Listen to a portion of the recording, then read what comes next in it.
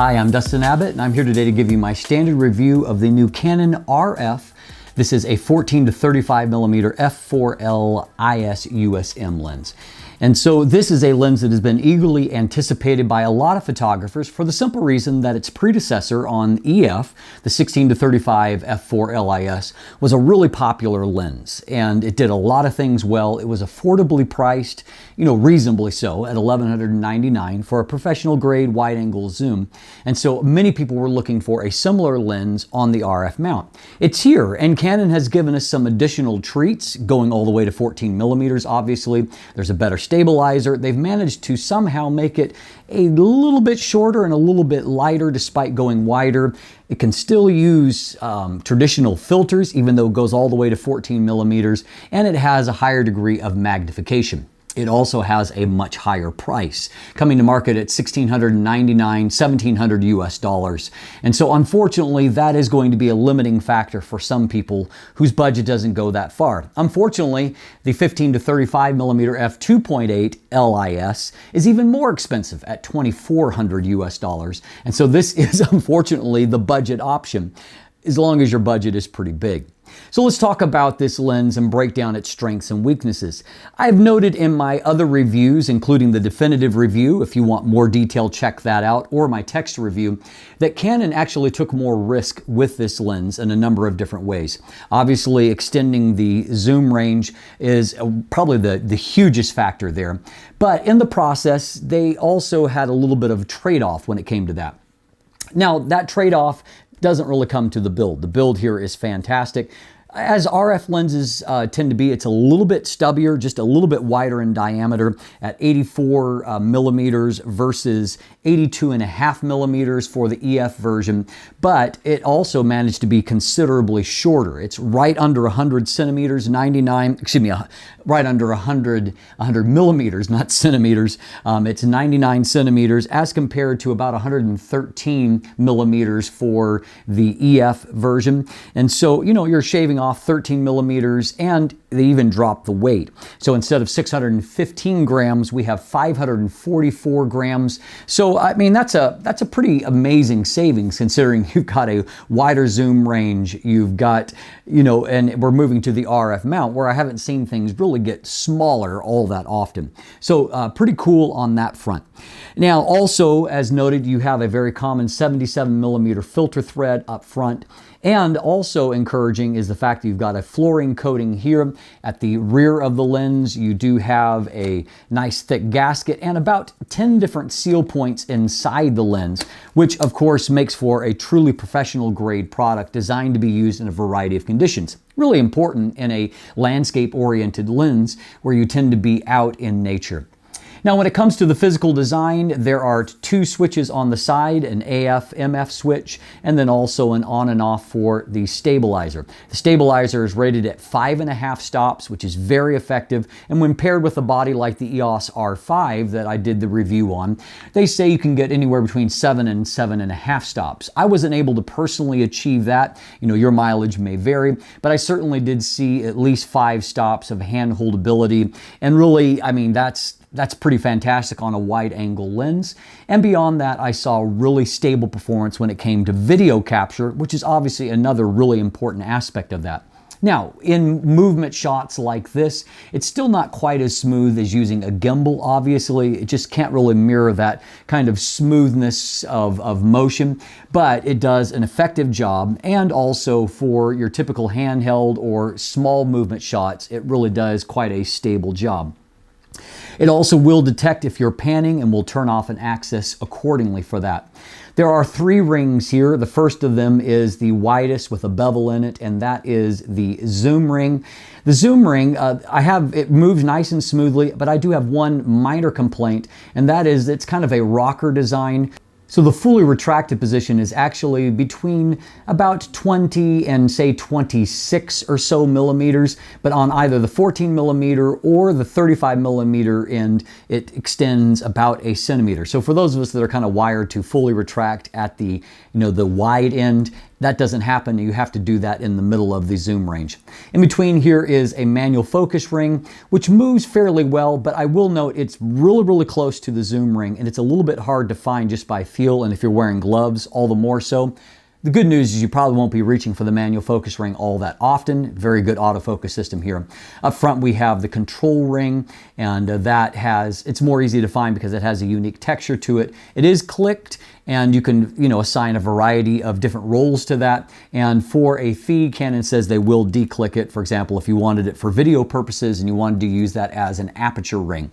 I don't know how many people take Canon up on that, but certainly it is a service that is available. It does come with a rather shallow lens hood and a little bit of a drawstring pouch to put things in.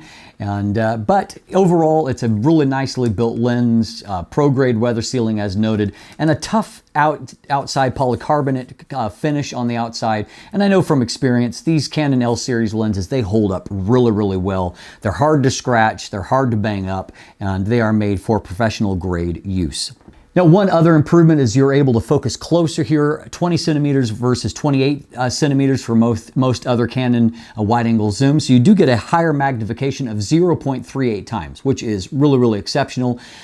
You are fairly close to your subject for that, and also you're going to find that 35 millimeters is a little bit softer, particularly when you're really close up. So you actually get a little bit better image quality if you move back a little, but still you get a much higher magnification ratio, and it certainly has useful applications. And so I'm really glad to have it, even if it's not necessarily executed to perfection. There are 9 rounded aperture blades inside that do a good job of keeping a circular shape.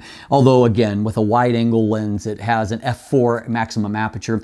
They're not going to be getting a lot of bokeh in most situations with the lens stopped down.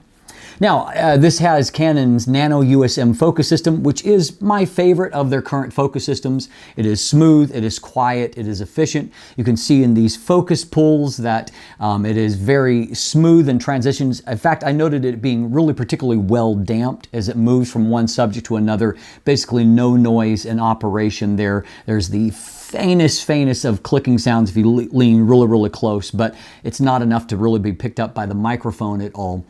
I also found that focus was effective for basically everything. The only thing that I had any criticisms of is that IAF, I had some shots where, for example, of my boys and I, autofocus is perfect. IAF did the job. Another shot just a few minutes later with my daughter and I, it grabbed the tree trunk rather than either one of our eyes. And so it's a little bit front focused. Sometimes with wide angle lenses, IAF doesn't work quite as well. But again, in this shot of our dog using animal IAF, it detected perfectly and did a great job of focusing. For the kind of typical things you do with this, I had no problems. Even if I was shooting in a strongly backlit scene, focus was quick and effective, and so high marks there. So the image quality here is a little bit more nuanced. The 16-35 was, for its day, was essentially pretty close to being a flawless lens. Almost boring in that sense. They took more risk here, and so it's not flawless. At 14 millimeters, they had to stretch, the engineers did, to get to that point and cut a few corners in the process.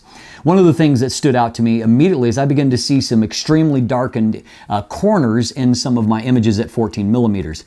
And so as I began to break that down, I found that in fact there is a little bit of a mechanical vignette to an uncorrected raw image. And so obviously this was designed with profile corrections to help it out, and for JPEGs and video it already does that. But for raw images there's not yet a correction profile. So I could see these extremely dark edges to where Canon actually left enough slack for correction because there's a significant amount of barrel distortion. They left enough room for correction that it actually doesn't fully cover the the full frame image circle, or the square sensor, and so you can see just the edges of the circle where it touches in that, and so you have to kind of crop in a bit, which happens automatically through correction profiles. Barrel distortion is quite strong, and it took me I think about a +33 to correct 4, which is really high, and then it has a little bit of a linear pattern left behind. The JPEG correction does a much better job, so that is the preferable way to approach this. And of course, when raw profiles show up, they'll do I'm sure a fine job of correcting for that. Once you move past 14 millimeters though, no problem with distortion, or and vignette is still there. That's kind of a hallmark of Canon wide-angle zooms, heavier vignette. It's all correctable, and distortion becomes a non-issue after that point. I also had no issue with chromatic aberrations of either the longitudinal or lateral type. Flare resistance was very, very good. And also, even when it came to shooting the night sky, I was able to get pretty good results. The vignette's kind of an issue for shooting the night sky, but I did find that chroma was well controlled, and so good things there. Even the bokeh quality is pretty good from the lens. So when we talk about image sharpness, at 14 millimeters, this is the sharpest Canon zoom that we have ever, wide-angle zoom that we've ever seen before. In fact, if you take a look at these MTF charts, it not only blows away the 16-35 F4L, which I thought was a very good lens, it's also obviously sharper, and in my real-world results, sharper than the 15-35 millimeter F2.8L. And so it is a very sharp lens with sharpness all across the frame. That's true as you move on down to 20 millimeters and 24 millimeters. At 24 millimeters, it's almost sharper in the middle, but a little bit softer in the corner. At 28 millimeters, about the same. And at 35 millimeters wide open, in the center of the frame, you lose a lot of contrast at f4. Stopping down to f5.6 helps a lot in the center, but the corners are never really as sharp. Some of the mid frame is a little bit better, but even stop down to f8, the corners never get as sharp as the rest of the range. Overall, however, though, I got one amazing shot after another with lots of detail, that great Canon color, and beautiful contrast throughout. So in summation, I think that this is a great option if you're a landscape shooter. It may not be as great if you are a real estate or architectural shooter because it has more need for correction when it comes to aberrations of distortion than what you would probably like for that kind of application. But of course, for everyone else, this is going to be a great option. It's a great option to take out on a hike because it's lightweight, on safari or other applications where you want a wide angle zoom and you don't need the wider maximum aperture of f2.8.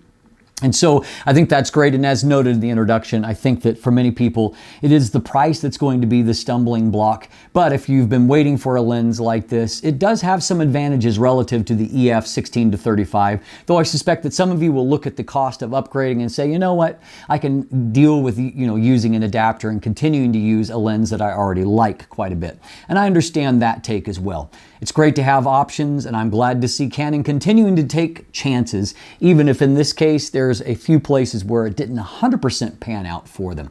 I'm Dustin Abbott, and if you look in the description down below, you can find linkage to my full text review, also to the image gallery. There's linkage there to Craig and I's new channel, Let the Light In TV, where there is different content there than what you're finding here, so check that out and subscribe over there.